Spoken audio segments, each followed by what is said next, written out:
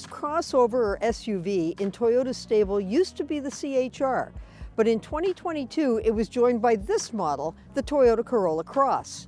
The Cross's first year turned out to be the CHR's last one, and now if you want the smallest Toyota that isn't a car, this is it, the 2024 Toyota Corolla Cross.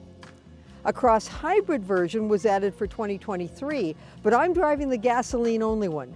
The gasoline lineup starts with the L at $27,250 in front-wheel drive, but can be optioned to all-wheel drive. I'm in the Next Step LE, which comes in front or all-wheel drive. Mine's all-wheel, and in that configuration, it starts at $30,690. This one further has a premium package that adds 18-inch wheels, power sunroof, roof rails, and wireless charger that brings it to $32,370 before freight and taxes. The top line XLE is all-wheel drive only, and it's $35,550. The hybrid models come in two trims, starting just above $34,000 and topping out just below $37,000. The Corolla Cross uses a 2-liter 4-cylinder engine that makes 169 horsepower and 150 foot-pounds of torque. Those aren't big numbers, and it shows, because the Cross doesn't have a lot of engine power under its belt. You really have to plan your moves, including when you're passing or merging onto the highway, because the Cross doesn't make fast tracks even when your foot is hard in it.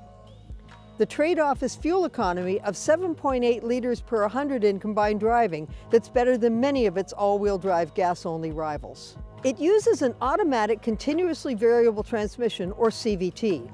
Most of these are now pretty smooth and quiet, and most of Toyota's CVTs are like that. But the one in the Corolla Cross is noisy and it can feel rubbery, as if it's not quite in sync with what the engine is doing. It's not a deal breaker, but it could be better. On the road, the Corolla Cross isn't exciting, but that's not the point. It's what most people expect for an everyday commuter runabout. The steering is light, so it's easy to spin it around in a tight parking lot. The handling is smooth and predictable, and the ride is comfortable. The all-wheel drive system primarily powers the front wheels, but sends power to the rear as needed.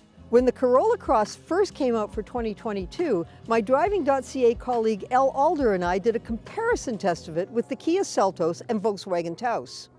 At that time, one of my complaints was that whenever the Cross went over a road bump or a highway expansion joint, it made a booming noise in the cabin.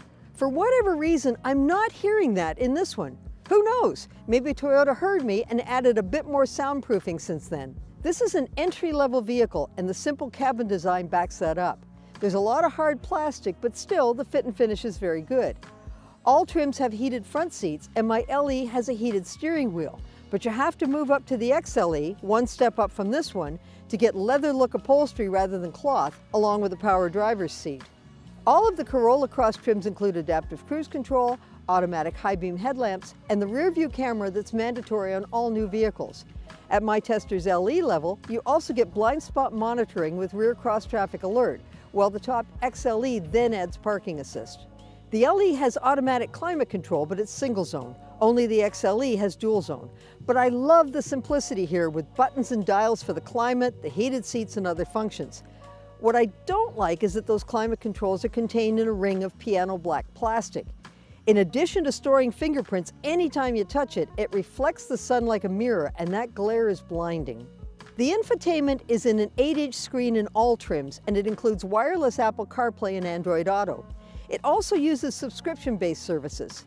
These include Service and Safety Connect with a 10-year trial period, and remote connection to the car through your phone, and that's for 3 years. There's also Google-based navigation with a virtual assistant, which comes with a 3-year trial on the XLE, but has been optionally added on my tester. The good part is that you can put it into almost every trim instead of embedded navigation that's usually only on top trims. But the other side is that if you want to keep those subscriptions active, you have to pay for them eventually. Comfort-wise, the Corolla Cross has more front and rear headroom than many competitors, along with more front seat legroom. But compared to many rivals, its second row legroom is the tightest, and the seats are hard and flat. It also has pretty much the smallest cargo volume, although you can still stuff a lot back there. And there are cubbies alongside the cargo floor. A cargo cover is included on the LE and XLE. And if you lift that cargo floor, you'll find a spare tire, not just a tire inflation kit.